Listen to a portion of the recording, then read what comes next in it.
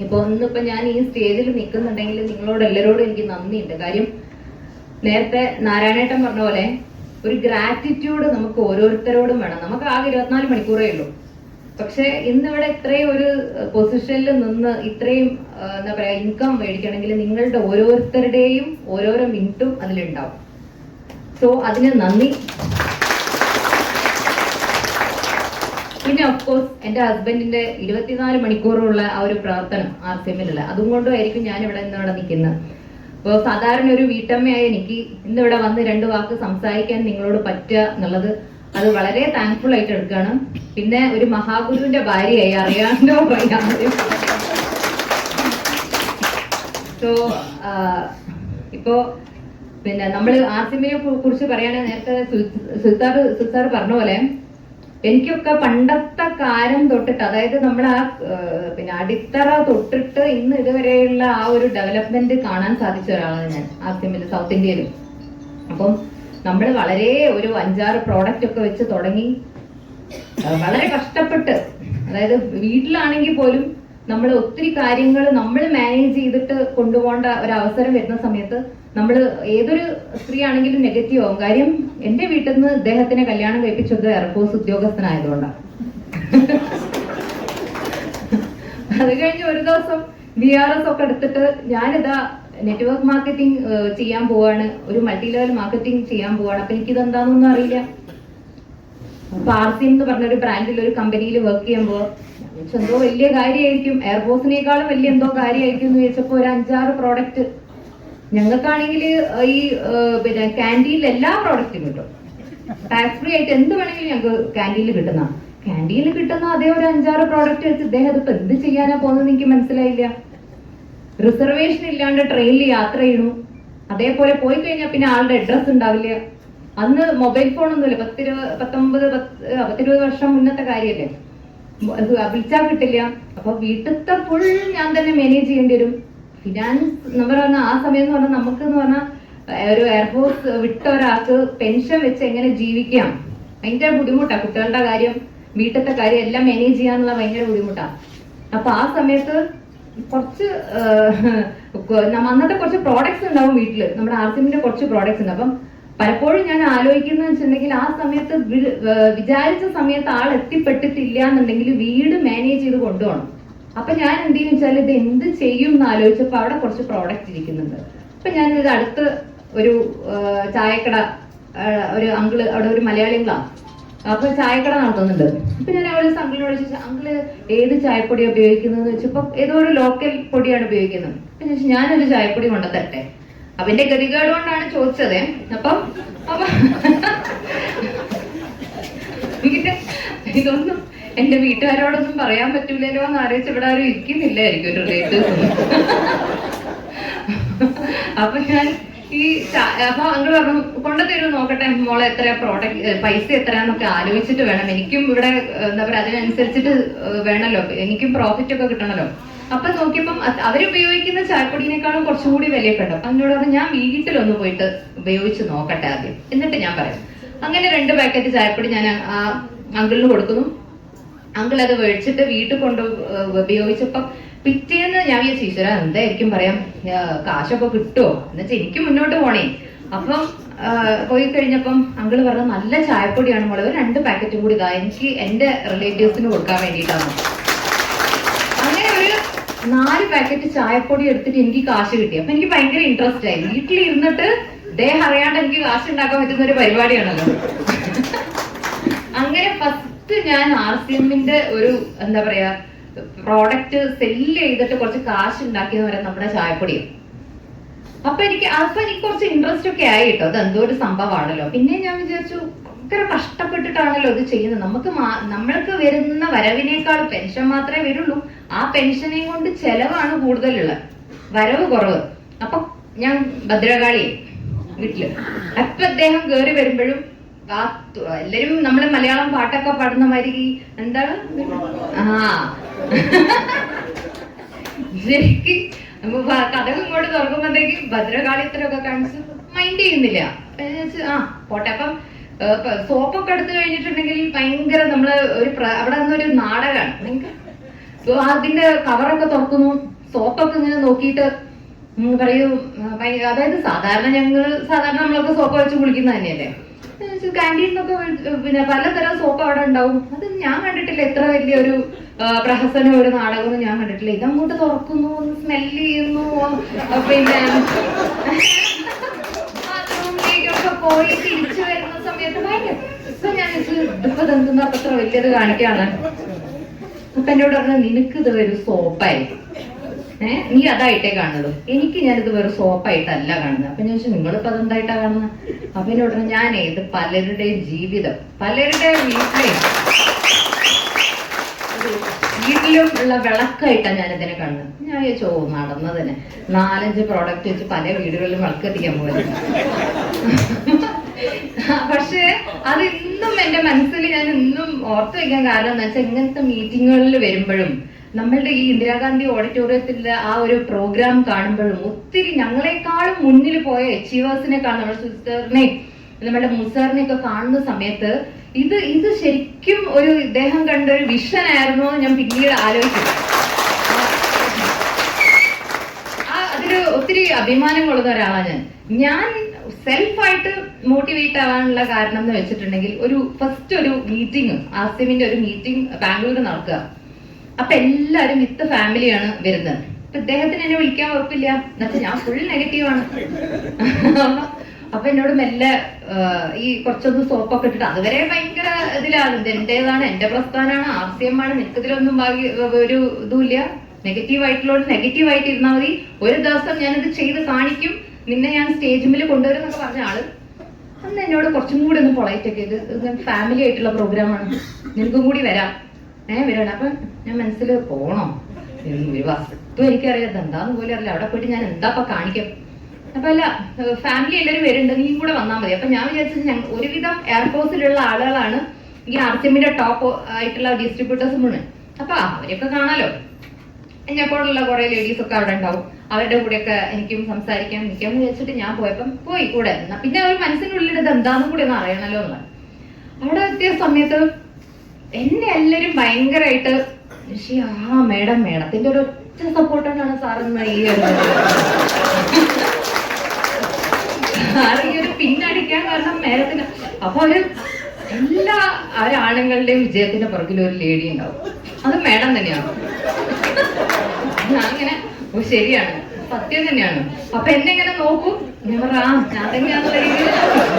അങ്ങനെ സ്റ്റേജിൽ വന്ന് റെക്കഗ്നീഷൻ ആയപ്പം എന്തെങ്കിലും ഒരു വാക്കൊക്കെ സംസാരിക്കണം. അപ്പൊ ഇനി ഞാൻ എന്ത് സംസാരിക്കും? അതായത് നമുക്ക് ഉള്ളില് നെഗറ്റീവായിട്ട് നമുക്ക് ഈ പോസിറ്റീവായിട്ട് പറയാൻ പറ്റില്ലല്ലോ, എന്നെ കൊണ്ടൊന്നും സാധിക്കില്ല. അപ്പൊ ഞാൻ എന്തെന്നാ അപ്പൊ പറയാ ദൈവമേ. അവിടെ പോയി കഴിഞ്ഞപ്പം എല്ലാരും ഭയങ്കര അടിപൊളിയായിട്ട് സംസാരിക്കുന്നു, ഇമോഷണൽ ആവുന്നു, ചിലരുടെ കണ്ണിന്ന് വെള്ളം വരുന്നു. എനിക്ക് ഈശ്വര ഇത്രയൊക്കെ GRCM കൂടാറില്ല. അപ്പൊ ഞാൻ സ്റ്റേജിൽ മേൽ പോയി നിന്ന് എന്താ പറയാ. അപ്പം ഫസ്റ്റ് ലേഡി എന്ന് പറഞ്ഞിട്ട്, ലേഡീസ് ഫസ്റ്റ് എന്ന് പറഞ്ഞിട്ട് മൈക്ക് എന്റെ അടുത്താ പോകുന്നു. എന്താ പറയാ, എനിക്കൊന്നും അറിയില്ല. അങ്ങനെ ഞാൻ ഇദ്ദേഹത്തിനെ നോക്കി. അപ്പൊ ഞാൻ പറഞ്ഞു, എനിക്ക് ഇത്രയും നല്ലൊരു ഭർത്താവിനെ കിട്ടിയത് ഞാൻ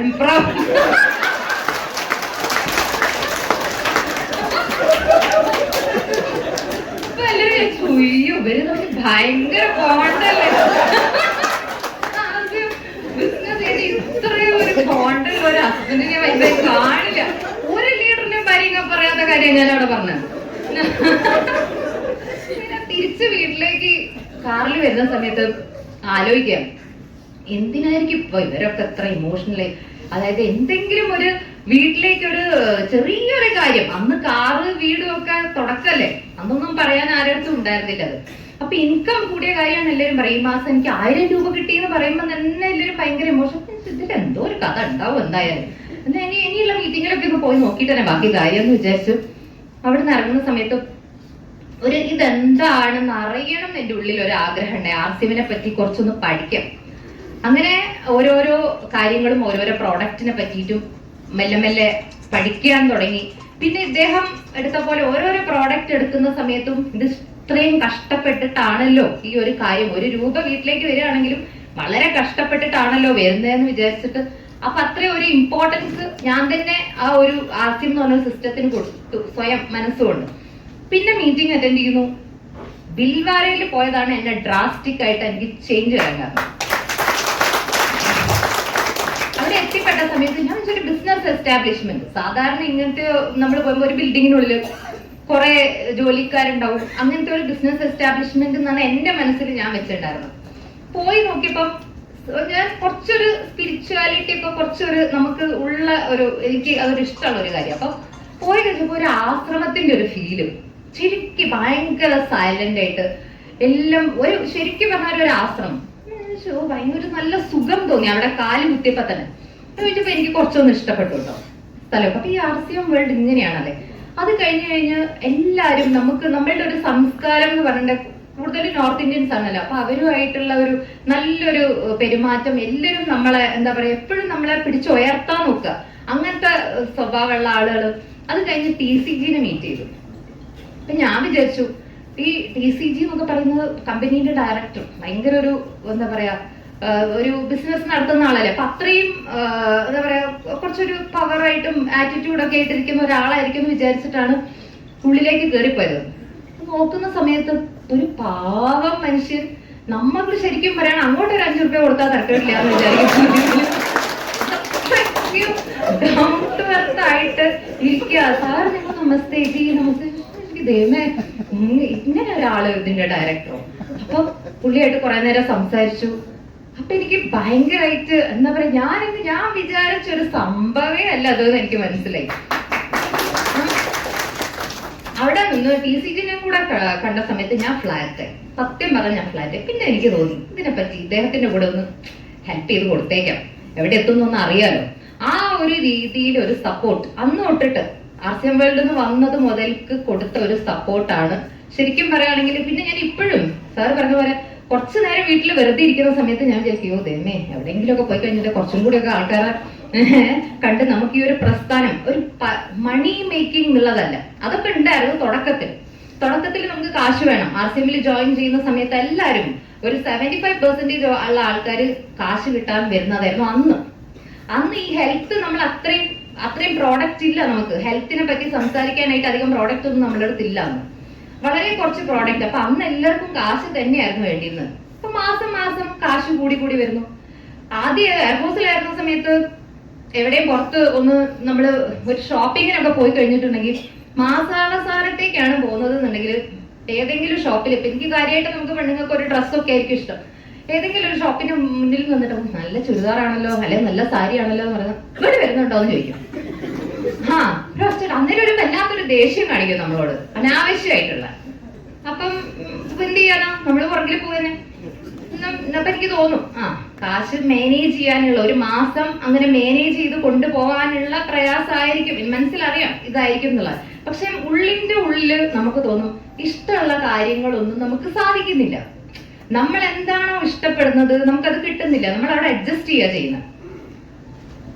പിന്നെ ഈ RCM ഓരോരോ മാസം വരുമാനം കൂടി വരുന്നു. പിന്നെ പേഴ്സ് എടുത്തോളം പറയുന്നത്, വെച്ചോ കുഴപ്പമില്ല കയ്യിൽ വെച്ചോ, എന്ത് വേണമെങ്കിലും വാങ്ങിച്ചോ, ഇഷ്ടമുള്ളതൊക്കെ എടുക്കോ. ആ ഒരു ഫ്രീഡം ഉണ്ടല്ലോ, ഫിനാൻഷ്യൽ ഫ്രീഡം, അത് എല്ലാരും അനുഭവിക്കുന്നുണ്ട്. നമുക്ക് ഇഷ്ടമുള്ളത് വാങ്ങാനുള്ള, ഇഷ്ടമുള്ളത് കയ്യിലാക്കാനുള്ള ആ ഒരു അവസരം ശരിക്കും RCM അതൊക്കെ ശരിക്കും എൻജോയ് ചെയ്യാൻ പറ്റിയിട്ടുണ്ട്. ഇന്നിപ്പോ എന്ന് പറഞ്ഞിട്ട് ഒരു കാശ് വരിക എന്നുള്ളത്, അത് ഉറപ്പാണ് കാശ് വന്നുകൊണ്ടിരിക്കും. മാസം നമ്മൾ എത്ര വർക്ക് ചെയ്യുന്നു അത്രയ്ക്കും വന്നുകൊണ്ടിരിക്കും. ഇന്നത്തെ പ്രോഡക്ട്സും അങ്ങനെയാണ്. ഒത്തിരി പ്രോഡക്ട്സ് കൂടി വരുന്ന സമയത്ത് വരുമാനം കുറയില്ല എന്നുള്ളത് ഉറപ്പായി. ഇന്നിപ്പോ എന്ന് പറഞ്ഞാൽ നമ്മുടെ കൂടെ വരുന്നത്, ഇന്നിപ്പോ സുൽസാർ ഇവിടെ കയറി വന്നിട്ട് അദ്ദേഹത്തിന്റെ ഓരോരോ സക്സസ് സ്റ്റോറീസ് പറയുന്ന സമയത്ത് നമ്മൾ പ്രൗഡാവുക. കാര്യം നമ്മുടെ കൂടെ നമ്മളെ വിശ്വസിച്ച് വന്ന ആൾക്കാര് ഇന്ന് ഈ നിലയിലൊക്കെ എത്തി നിൽക്കുന്നുണ്ടല്ലോ, അവരുടെ എത്രയും നന്നായിട്ട് ജീവിക്കുന്നുണ്ടല്ലോ, അവരുടെ ഡ്രീംസ് ഒക്കെ എന്താ പറയാ സക്സസ്ഫുൾ ആയിട്ട് വരുന്നല്ലോ. നമുക്ക് ഒത്തിരി സന്തോഷമാണ് ആ ഒരു കാര്യത്തിൽ. എല്ലാവരും നമ്മളുടെ മുന്നിൽ പോകും, അതന്നെയാണ് നമ്മുടെ ആവശ്യം. എല്ലാവരും നമ്മുടെ മുന്നിൽ പോകണം. അത് എന്റെ തുറന്ന മനസ്സോട് കൂടിയാ. പ്രത്യേകിച്ച് സാറിന് ഇപ്പൊ ആര് മുന്നിൽ പോയി സാറിനേക്കാളും മുന്നിൽ ഒരു പിന്ന് അടിച്ചു എന്ന് പറഞ്ഞിട്ടുണ്ടെങ്കിൽ ഹി ഈസ് വെരി ഹാപ്പി. കാര്യം എന്നോട് പറയാ എന്താ വെച്ചാൽ നമ്മുടെ പിള്ളേര്, നമ്മുടെ കുട്ടികള് നമ്മളെക്കാളും വലുതാവുമ്പം നമ്മൾ സന്തോഷിക്കല്ലേ വേണ്ടേ. അപ്പം ആ ഒരു ഇതാണ് നമ്മളെ ഒരു ഇത്. അപ്പൊ എല്ലാവരും ഇവിടെ ഇരിക്കുന്ന എല്ലാവരും നമ്മുടെ ആർസിഎമ്മിന്റെ ഓരോരോ ഡിസ്ട്രിബ്യൂട്ടേഴ്സും ഈ ഒരു സിസ്റ്റത്തിന്റെ സത്യവും ഈ ഒരു സിസ്റ്റത്തിന്റെ ആ ഒരു സംസ്കാരവും മനസ്സിലാക്കിയിട്ട് വേറൊരു സ്ഥലത്തേക്ക് ഒരു സിസ്റ്റത്തിലേക്ക് ഒന്നും പോവരുത്. ബിക്കോസ് അവിടെ പോയി കഴിഞ്ഞാൽ ഉറപ്പാണ് വീഴ്ചയാണ്. അപ്പം ഇത്രയും പവിത്രമായിട്ടുള്ള ഒരു സ്ഥാപനം ഈശ്വരനായിട്ട് നമ്മുടെ കയ്യിലേക്ക് തന്നിരിക്കുന്നതാണ്. നമ്മൾ ഇതിന്റെ കൂടെ ആ ഫ്ലോയിൽ അങ്ങ് പോയാൽ മതി, ഫ്ലോയിൽ പോവുക. അപ്പം സെയിം ടൈം നമ്മൾ ആരാണോ ഈ സിസ്റ്റത്തിലേക്ക് കൊണ്ടുവന്നത്, ഒരു അപ്ലൈൻ എന്ന് പറഞ്ഞ ഒരാളുണ്ടാവും, നമ്മൾ ആരാണോ നമുക്ക് സപ്പോർട്ട് തരുന്നത്, അപ്ലൈൻസിൽ ഇപ്പൊ എല്ലാവരും നമുക്ക് സപ്പോർട്ട് തന്നൊന്നും ഉണ്ടാവില്ല, ആരാണോ നമുക്ക് സപ്പോർട്ട് ചെയ്യുന്നത് അവരെ, നമ്മളുടെ കൂടെ ഇത്രയും വർക്ക് ചെയ്യുന്ന നമ്മളുടെ ഡൗൺലൈൻസ് ആയിട്ടുള്ള ആൾക്കാരെ, ഇവരുടെ ഓരോരോ പ്രവർത്തനമാണ് നമ്മൾ ഈ നിൽക്കുന്നത്. അല്ലാണ്ട് നമ്മൾ അഹങ്കരിക്കേണ്ട ഒരു പെർസെന്റേജ് പോലും അഹങ്കരിക്കേണ്ട ഒരു കാര്യമല്ല. അവരോടെല്ലാം ഉള്ള ഗ്രാറ്റിറ്റ്യൂഡ് എപ്പോഴും ഉണ്ടാവാം. നമുക്ക് സക്സസ് മാത്രമേ വരുള്ളൂ. പിന്നെ ഇപ്പത്തെ ഒരു എനിക്ക് കുറച്ചും കൂടി ഹാപ്പിനെസ് എന്താ വെച്ചാൽ ഞങ്ങളുടെ മോനും വന്നു ഈ ഒരു സിസ്റ്റത്തിലേക്ക്. പിന്നെ ഞങ്ങളായിട്ട് തന്നെ കുറച്ചൊന്ന് കഴിഞ്ഞിട്ട് മതി, ഒരു 4-5 വർഷം നീ വർക്ക് ചെയ്തിട്ട് ഇതിലേക്ക് വന്നാൽ മതി എന്ന് പറഞ്ഞ ഇൻട്രസ്റ്റ് ഒക്കെ ഉണ്ടായിട്ടും ഞങ്ങളൊന്ന് കുറച്ചൊന്ന് സ്റ്റോപ്പ് ചെയ്തതായിരുന്നു അവനെ. പക്ഷെ ആ 5 വർഷം കഴിഞ്ഞപ്പം അവനെ തിരിച്ചു വിളിച്ചു.